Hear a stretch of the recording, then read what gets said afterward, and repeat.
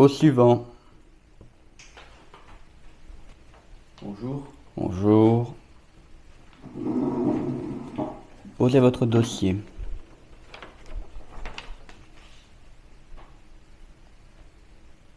Allez. Présentez-moi votre sujet.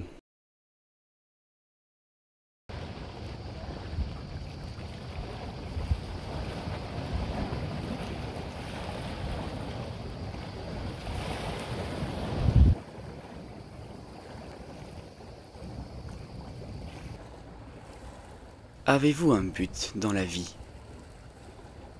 Et est-ce un danger de ne pas avoir de but? Ce n'est pas si facile d'y répondre.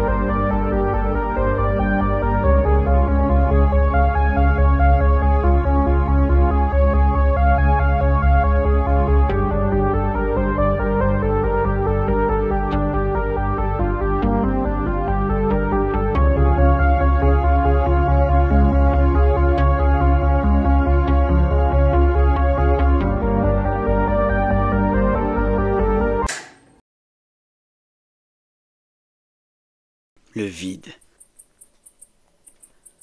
le manque de sens, le manque d'accomplissement. Avoir un but permet effectivement d'avoir des motivations dans une vie. Mais ce n'est pas forcément nécessaire pour tout le monde. À part peut-être une seule exception. L'art est une activité de l'être humain qui peut prendre plusieurs formes, de la peinture à la sculpture, en passant par la musique, la littérature, le cinéma ou encore le théâtre.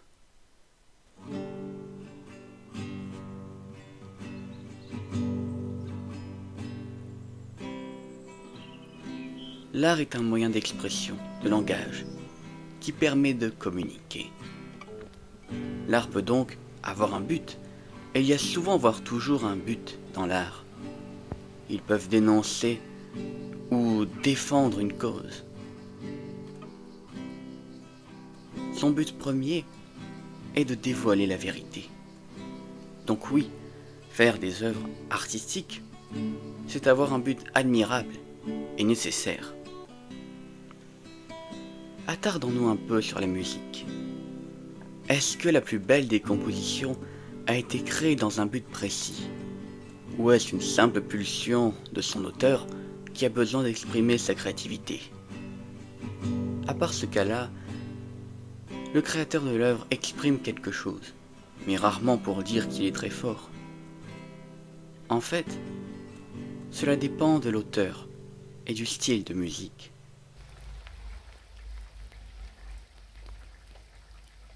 Par exemple, la symphonie numéro 5 de Beethoven a-t-elle été composée dans un but précis? Sûrement, mais en sachant que son auteur écrivait ses musiques principalement pour lui, c'est interprétable.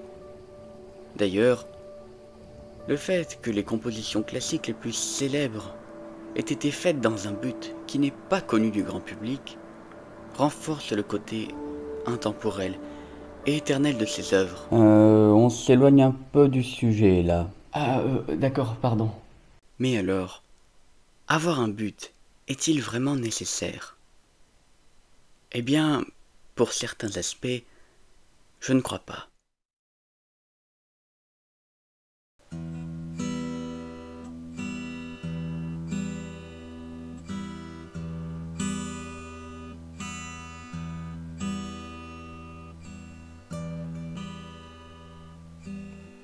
La spiritualité a-t-elle un but? Sûrement, mais il n'y a pas forcément d'objectif primaire. C'est une question complexe que je pose ici. Car après tout, la spiritualité accepte l'idée de la réflexion et par-dessus tout, le lâcher-prise, l'ouverture d'esprit. Dans ce cas-là, le but de la spiritualité ne serait-il pas de ne pas avoir de but? Pourquoi pas? Prenez le bouddhisme par exemple. Son enseignement primaire est le non-attachement. Selon cette philosophie entre guillemets, il faut se détacher des buts et des désirs pour accomplir un état de paix intérieure. Il promeut également l'instant présent. Et oui, le carpe diem ne donne également pas de but à long terme, mais à vivre intensément l'instant présent avec positivité. Et cela nous amène à un des aspects les plus importants de mon point de vue.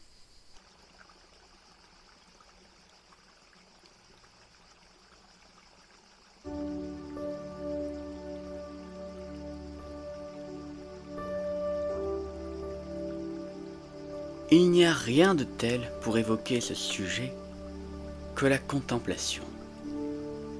Qu'est-ce qui est plus posé que de contempler un tableau ou un paysage réel? Alors oui, la contemplation a forcément un but. Mais ce ne serait-il pas de seulement contempler, sans autre but que de contempler, de comprendre ce qui nous entoure? Moi-même, ça m'arrive de me promener dans mon jardin et de le regarder avec admiration. Juste regarder.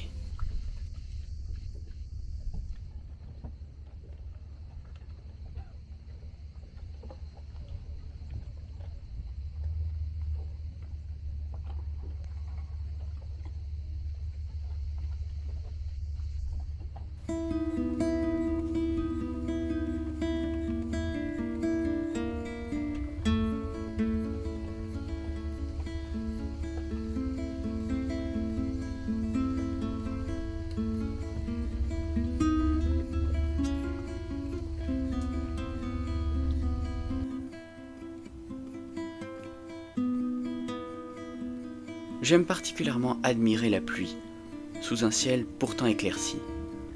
C'est une sensation agréable. Quand les gouttes tombent, on voit le mouvement, comme des étoiles filantes très fines. C'est poétique, comme si on était sur l'eau.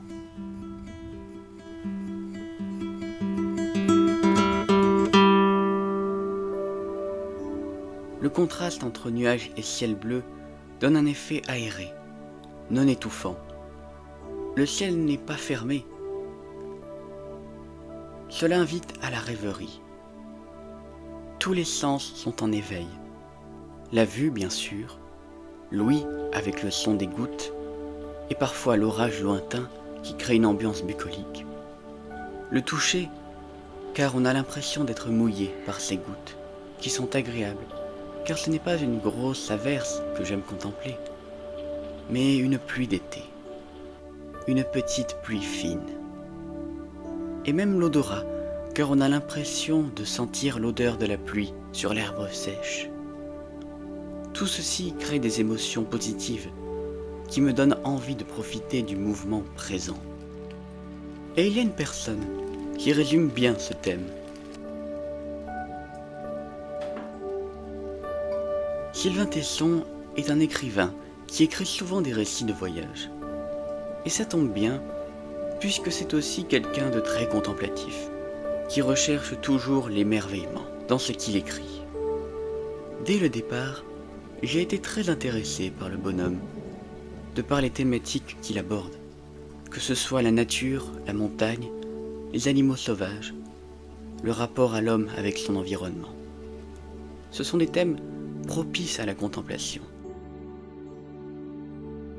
Ce qui est frappant aussi, c'est la façon dont Tesson s'émerveille de ce qu'il voit. Je n'en dirai pas plus pour ne pas spoiler, mais il le fait vraiment avec beaucoup de talent. Je pense qu'avoir un but dans la vie est important, voire nécessaire. Mais avoir un grand but inaccessible n'est sûrement pas la meilleure des démarches. Mieux vaut avoir un objectif, petit soit-il, mais faisable. Et puis, il y a certains buts qui ne sont absolument pas justes et sains. La guerre, bien sûr. Cette chose qui sert à fabriquer des machines qui autrefois étaient des humains, qu'on envoie directement à l'abattoir. Regardez-les. Ils s'entretuent sans même plus savoir pourquoi et pour qui. Je pense que nous en avons fini. Vous aurez mon verdict dans les prochains jours. Merci, vous pouvez y aller. Donc voilà. Je pense que la meilleure des choses pour notre bien-être serait de se poser dans un endroit apaisant et de se laisser aller pendant quelques minutes en respirant pleinement sans se poser de questions.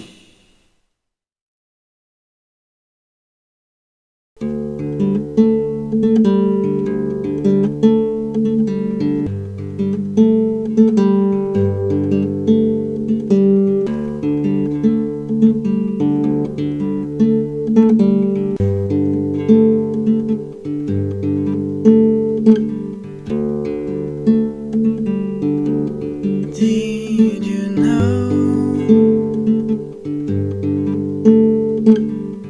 it wasn't going to go so wrong for you?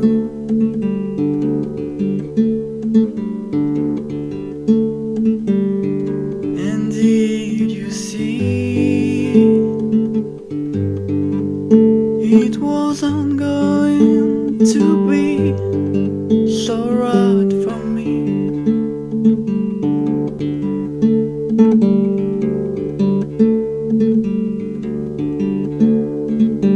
Why did we tell you then you were always the golden boy then, and that you'd never lose like that in your eyes?